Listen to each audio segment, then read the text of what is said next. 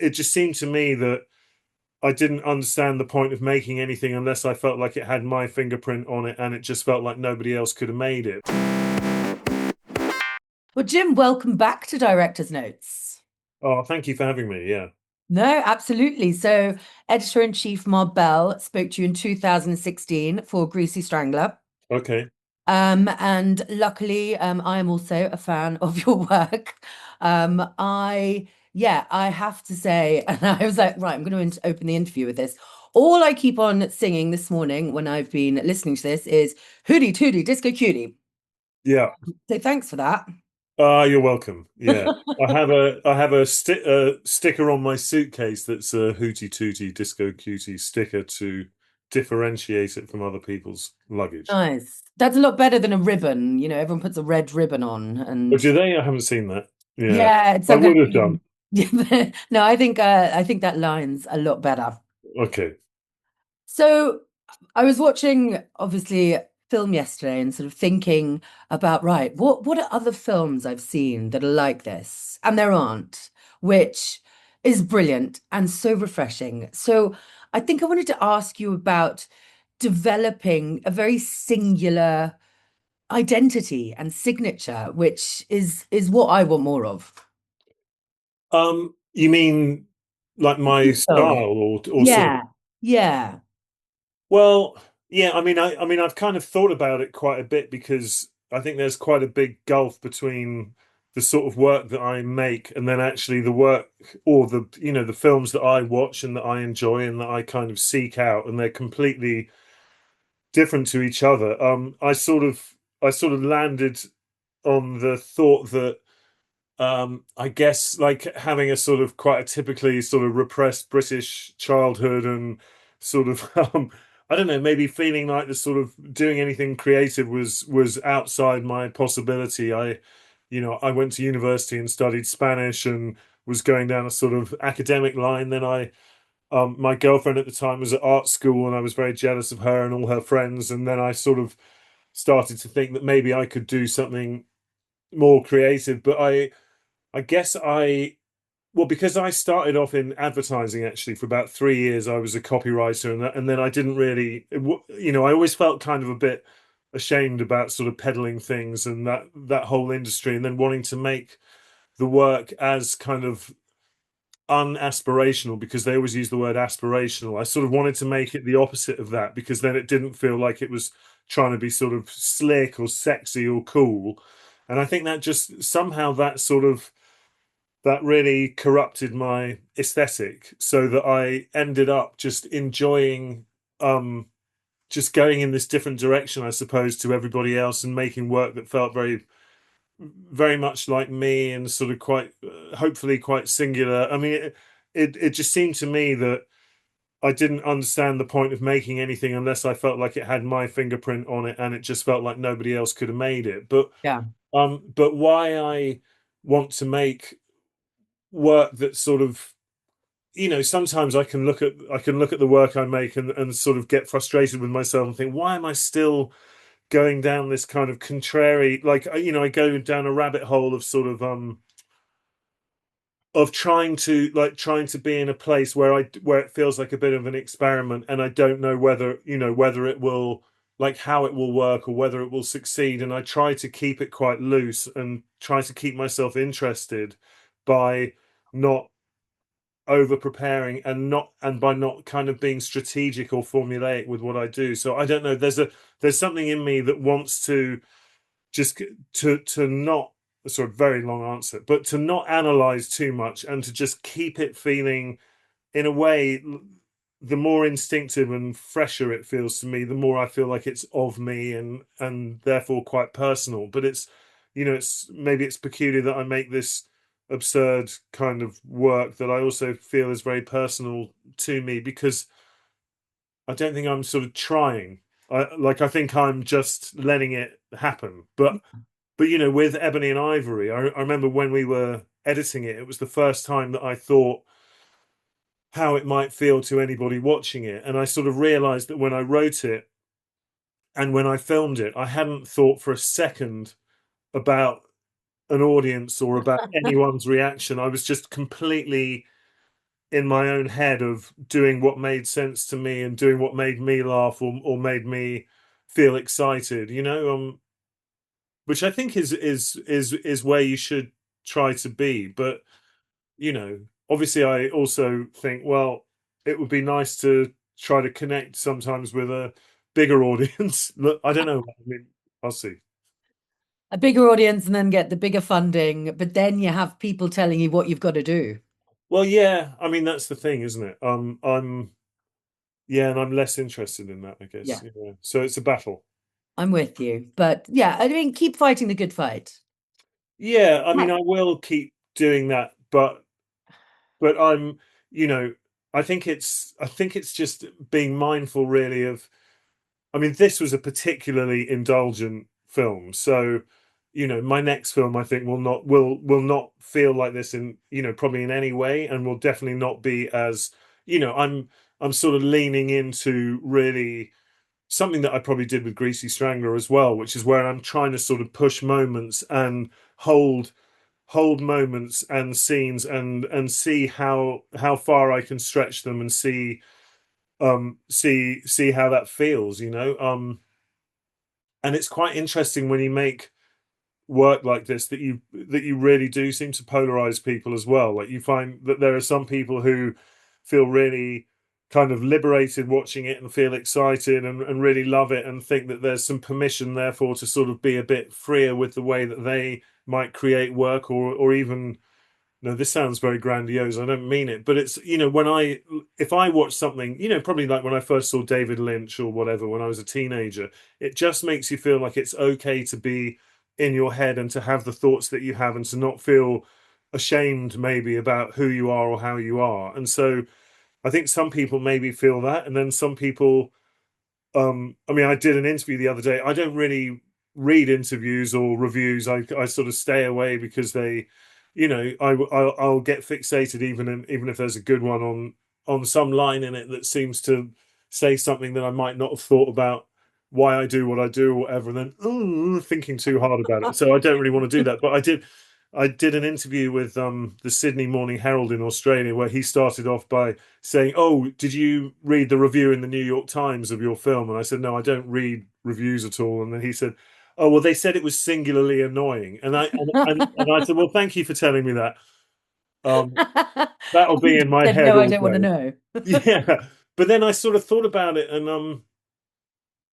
and I thought, well, actually, that's completely fair enough. I mean, one thing I said to that journalist was, if you have a strong flavor in what you do, it's like sitting next to someone at a dinner party who's got a really particular kind of abrasive voice and like loud clothes and a strong personality. And, you know, for some people, that might be a nightmare to be sat next to that person. Then for someone else, it might be really like, oh, thank God, I can have a laugh here. And, Yeah. anyway.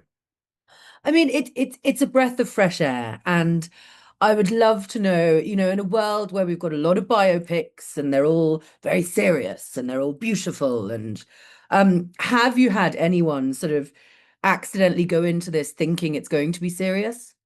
Oh, I'm sure. Yeah, I'm sure they have. Because Yeah, I would yeah, love yeah. to speak to that person. Yeah, I'm sure. Yeah, I mean, I was in Slovakia about 3 or 4 days ago for a film festival, and the guy who was doing the Q&A with me there said, "Oh, I think some people are coming in here and they really think it's a serious biopic, so you might get some questions about that, whether they think it's factual or not." And I'm thinking, anyone who watches this film thinks it's factual is really, they've got even bigger problems than I've got. Absolutely. I mean, just from watching the trailer, you're like, okay, I know what's coming my way.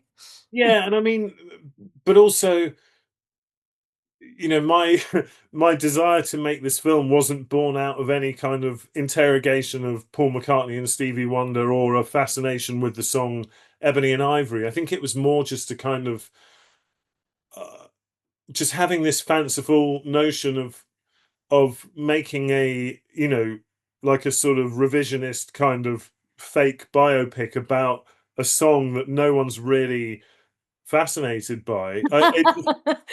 That sort of made me chuckle, I suppose, as a concept. But then there was the thought of, oh, can I actually make a 90-minute film about Paul McCartney and Stevie Wonder hanging out, and then the end result is the song Ebony and Ivory. And like very quickly, I guess I just realized that it was about two characters and, maybe my versions of Paul and Stevie. And within, probably within 10 seconds of starting to write the opening of the film, I'm not thinking of Paul and Stevie. I'm thinking of my versions of, because I wrote it with the two actors who are in the film, with them in my head. So already it was very clear, I know both of them. I kind of know how they express themselves. So I'm heading in a direction that's very much influenced by who they are and how I'm seeing that. And it's just a jumping off point for a story about two people hanging out with each other, really. Yeah. Yeah. And I mean, I love that you mentioned the actors because something that I've seen in your work and I want to talk to you about is those collaborations. So you've got your collaboration with your composer that I want to talk about, but the collaborations with actors who you've worked with before, who we know you've got that shared language, that trust. So I'd love to talk about the building point, with these guys that you've got for Ebony and Ivory. Um, well, yeah, I mean, it's kind of different with both of them. I suppose Sky, who plays Paul, he probably takes, like, in his head, he takes his craft very seriously and really applies himself. I'm sure he watched dozens of videos of Paul McCartney talking and tried to nail his accent, tried to nail his mannerisms. Whether he did or not, let's not get into that. I have my point of view. Um, but he takes it very seriously, but then he also has sort of cultivated a slight persona for himself in real life, so it's quite hard to tell who's the real person. I mean, Sky is not even his real name, so I don't know. There's a few things Yeah. going on there.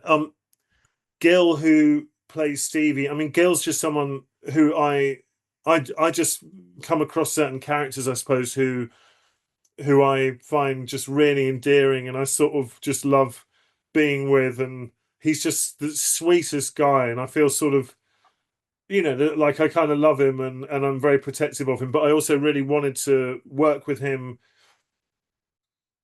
having a greater role in a film that I was making, I suppose. And he was in because he was in An Evening with Beverly Loughlin was my second film. He was in Greasy Strangler, but with this, yeah, I wanted to, because I find Gil so funny and so unique. I just wanted to sort of highlight him, I guess, that he was probably the biggest reason for me making this film. But Gil doesn't.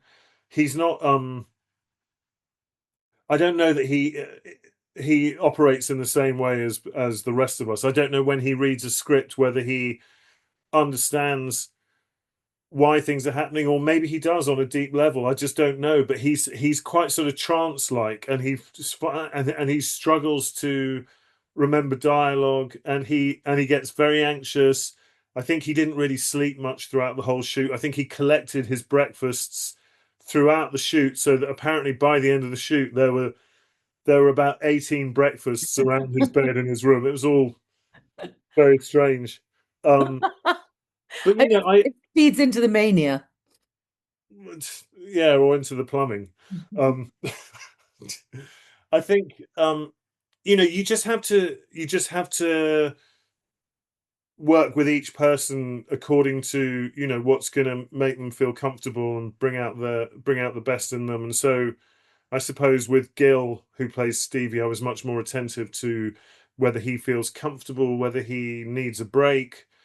Is there anything I can do to help him? I developed a kind of shorthand for directing him a little bit because time was of the essence, and so rather than having to over explain things, I sort of said, okay, there's going to be like good Stevie, bad Stevie, and then there's evil Stevie. And so I'd shout at him, okay, now bad Stevie, and then he'd really go for it, like that kind of thing. I don't know if that answers your No, question. it does. It absolutely does. So now let's talk about your composer. So Andrew Hung and the music. It's that sort of sharp, disarming electronic vibe. I don't know if I Yeah. described that aptly, but I'd love to know at what point. you get involved with him, with the music and talking about it? Well, I would first talk to him about it before I've even made the film, just because he's a really close friend of mine, and he always asks me if I'm planning anything, and um, but I don't work with him until I've basically assembled the film. So I'll cut it, assemble it, knowing that Andy will be able to make pieces of music to fit whatever the scene lengths are or whatever. Like he's very versatile and quite sort of, I mean, he makes this kind of slightly sort of bouncy, elasticy sounding music that's also very tight and quite hard, and it's an Mm. interesting combination of a sort of there's kind of a childlike quality to it, or a night, like a sweetness and a like there's a sort of a fun aspect to it, but it's also strangely humorless as well and serious. Like it's, I don't know, but he yeah, I'll show him the cut, and then with this one, this was the first time that I kind of sat down with him pretty much when he was composing all the music. And so, you know, we'd look at a scene and it might be the scene where they go and dance on the beach or whatever, and then and I'd be saying to Andy, okay, like I think this could have like a really propulsive kind of beat, and you know, whatever I might have been saying, some really cool music language, Yeah, really yeah, bring out the best from him in a way that nobody else could. yeah. And then he was just sort of composing stuff there and then with me, and it was really it was quite amazing actually. It was the first time I've worked with him in that way, where I'm actually just seeing him. He sort of just goes into this zone of looking really serious and like a sort of a conduit for something, and then just like making music there and then in front of me to picture, and it was great. Yeah. Oh, nice. I mean, Mm. yeah, I think it's always beautiful to learn about those relationships and how they develop, or that they do just, yeah, you're like, just go for it. And it's that trust, isn't it? Once that Yeah. Well, builds. I think it's, you know, I mean, I guess in all the time that I've been working, I've sort of found like when you know, I think when you start out directing, there's a tendency to always seem like you know the answer to everything. And if you know, if a DOP like a 25 on a lens finder and says, "What do you think about this?" And then you know, you might go like, "Actually, could we just see like one a little bit wider?" Because I think, you know, but and sort of micromanaging people, and that comes out of insecurity a bit as well. But I think as I've kind of gone along, to me, it's much more.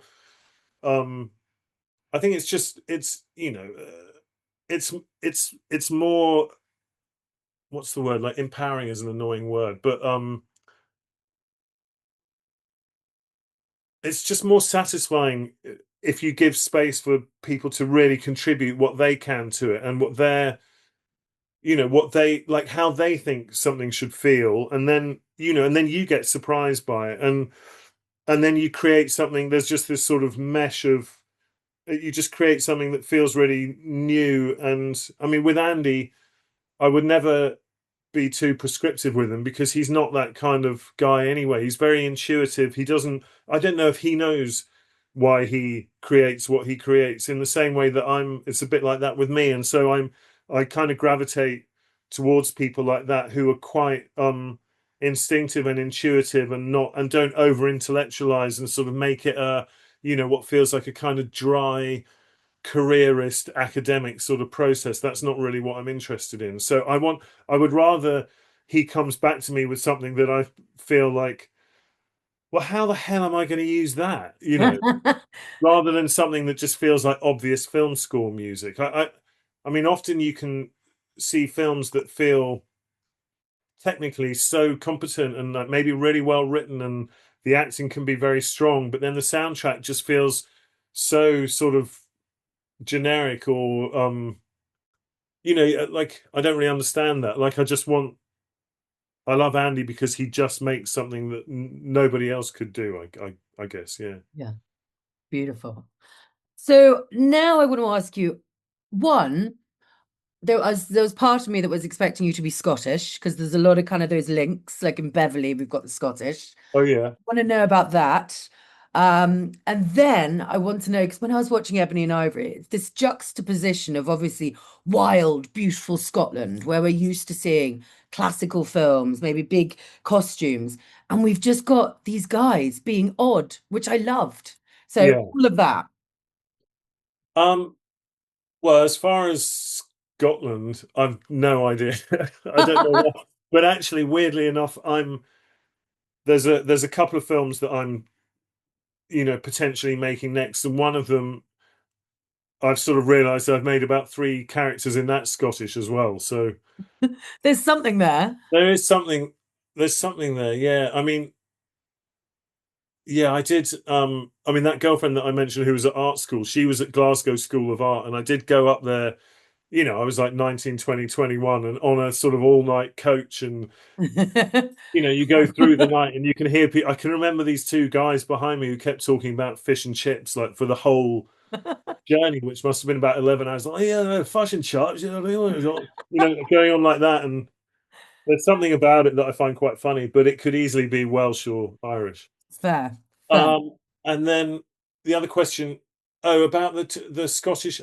I don't know. I mean, the film was shot in Cornwall, not in Scotland. So, Okay.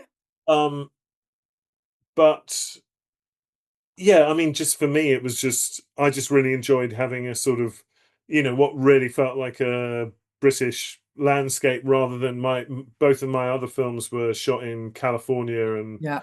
so it's quite nice to come back here. But then with the cast being implants from the US as well, it's quite a nice little hybrid of things. But Yeah. There was just I just was watching it and there's just this real juxtaposition of like you don't belong there. And it just fits with the whole theme of the film. So, I mean, was that really planned? Did you want them to be somewhere that looked odd? what when you say you don't belong there, as in the two characters don't belong? Yeah. Yeah. Um, Well, I wanted the house to be to have its own sort of strong atmosphere, I guess. So like that was the house sort of feels like a bit of a character in the film. I mean, I guess Stevie Wonder is always going to feel out of place there. That's unavoidable and just inherent. Um, but I hadn't really thought that about. I mean, with Paul McCartney, I sort of feel like he kind of belongs there. But if he feels like he doesn't belong there, I think maybe that's more just the feeling of this guy doesn't really feel like Paul McCartney. So there's a Yeah. so there's a so there's a discomfort there anyway, that you've got someone playing Paul McCartney who's really not like Paul McCartney, who also doesn't seem to be Liverpudlian, who may be American, and he's in a place that's purporting to be Scotland. So there are a lot of kind of elements that don't quite fit. I mean, I like I was saying, I cast two guys that I know, but I could have cast well-known actors who maybe look more like Paul and Stevie did, who are in the right age range for when they made the song. But then I'm going into a kind of more traditional biopic, which is completely not what I'm trying to do. So I cast two guys who are like really wonky versions of the real guys, and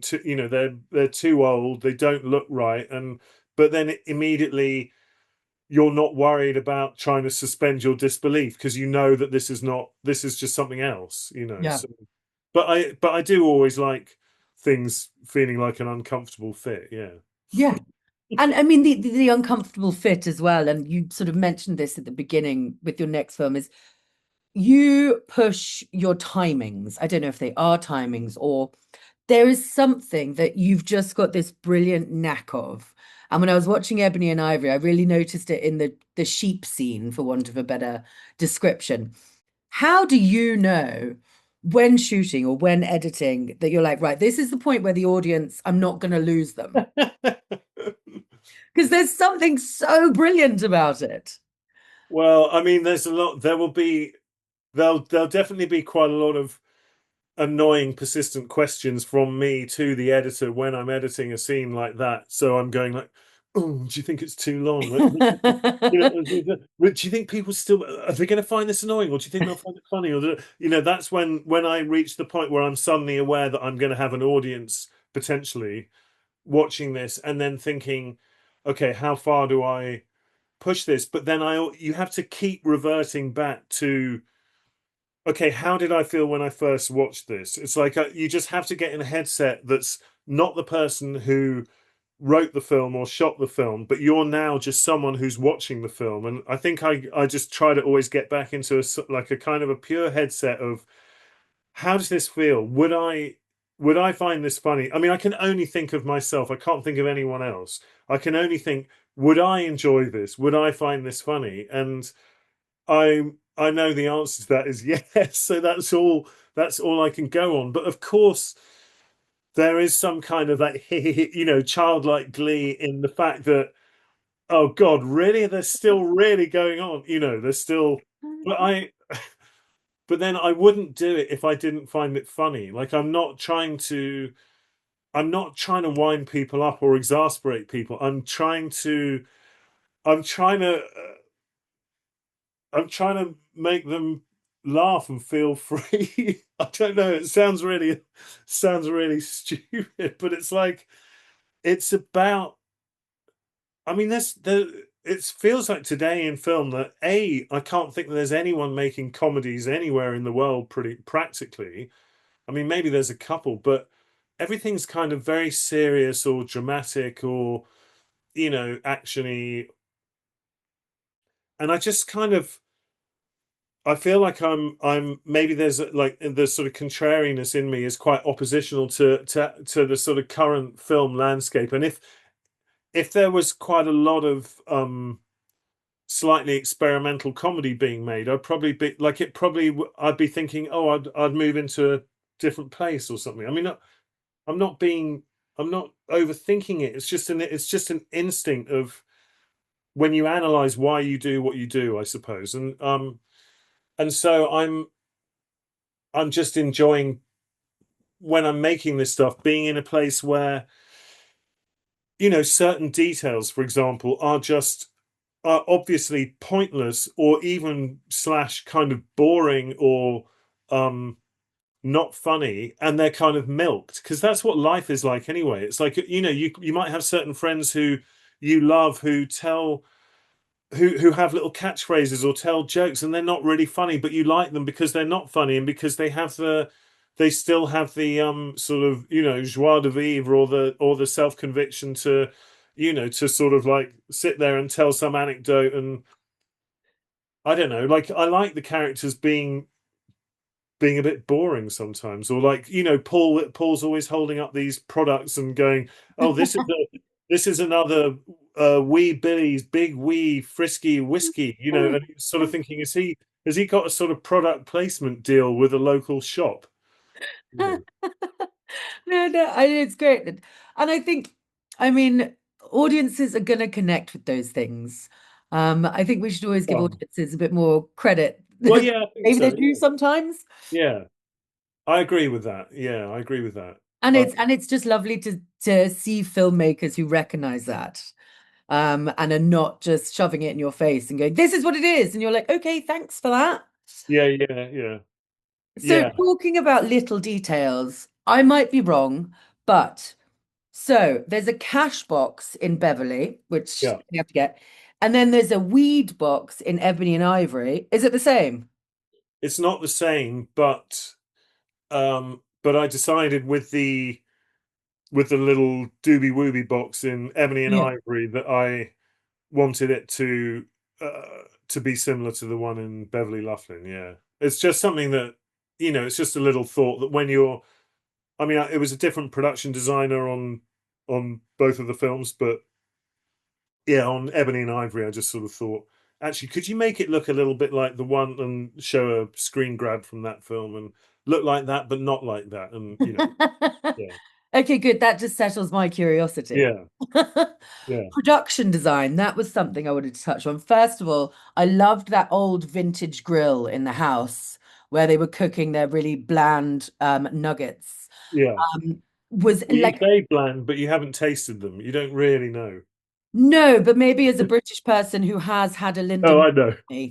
No, I know. You're right. Yeah. yeah, we understand. Now there's a lot more options, but back in the day, that was the only option, wasn't it?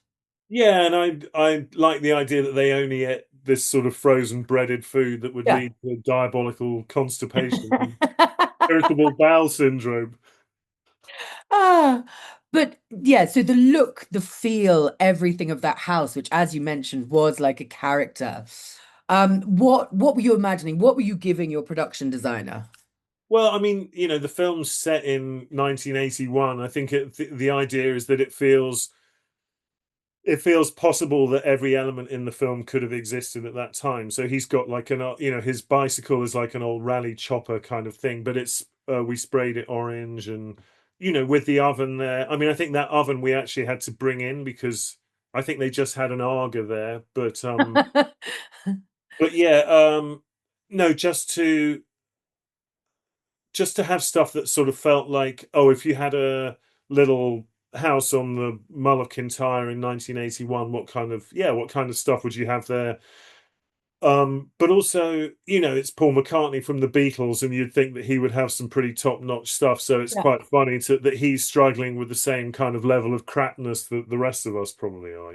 Yeah, no, I love that as well. It's because you're talking about two of the world's greatest musicians, and they're just there in this island eating this crap food, Yeah, and I it's know. just Yeah. brilliant. Well, yeah, exactly. Yeah, and they're obsessed with eating nuggets.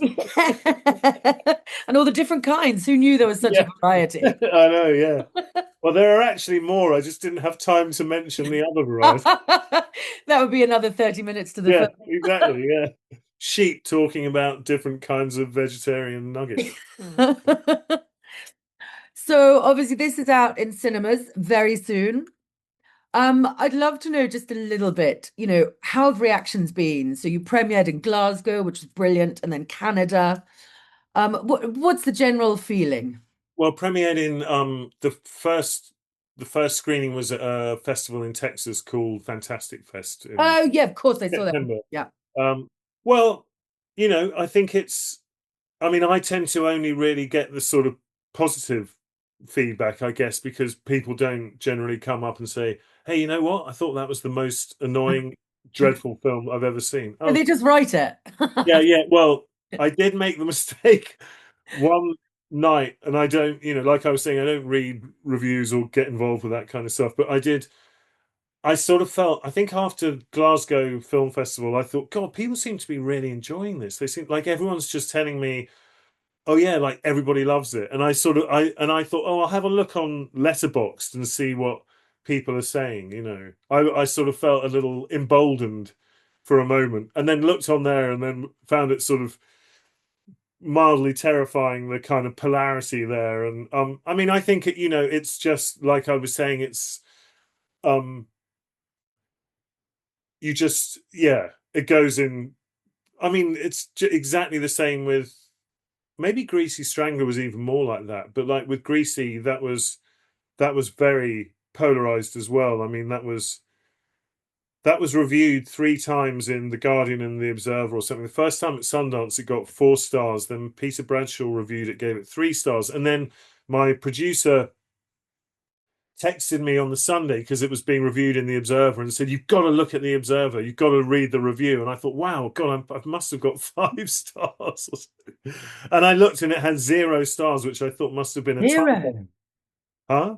I didn't know that was possible. Yeah, no, and I didn't know it was possible either. I thought there was a sort of a typo that they hadn't filled in one of the stars. But it also, then it won some awards and whatever. And I mean, I just think the reaction is always. I mean, Beverly Loughlin got a really, quite a negative reaction at Sundance when it came out, and then it got a better reaction over here. And then I think over time it feels like people really like it. I think Peter when you Bradshaw liked it. yeah, and like but when you're doing work that feels a little jarring or jolting, or you don't know quite how to contextualize it or place it, that's going to really upset some people, I think. And then for other people, that feels like exactly what they're looking for when they go to see a film or stream a film or whatever. They feel grateful to be surprised. Yeah. Yeah, it is polarizing probably, but I don't know. I think most filmmakers that I really love have the same effects on people, really. Yeah. Yeah.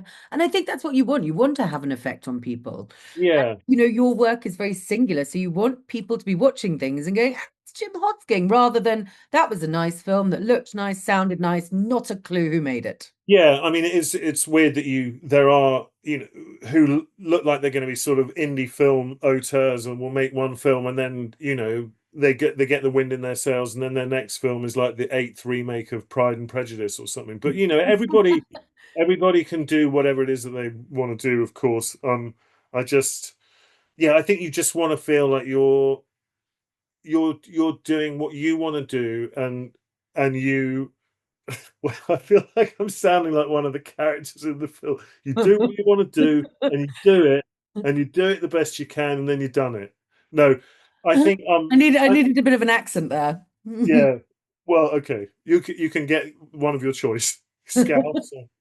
Um, no, I mean there's that David Lynch quote that's the very well known, but it's that one when he didn't have final cut on June, and then he said that was the time that he died twice. And like you can make what you want and then nobody likes it and then you die once. But if you try to second guess what people want and then you don't make what you want and then people don't like it, then you die twice. And it's like I'd rather just die once I than, want, yeah.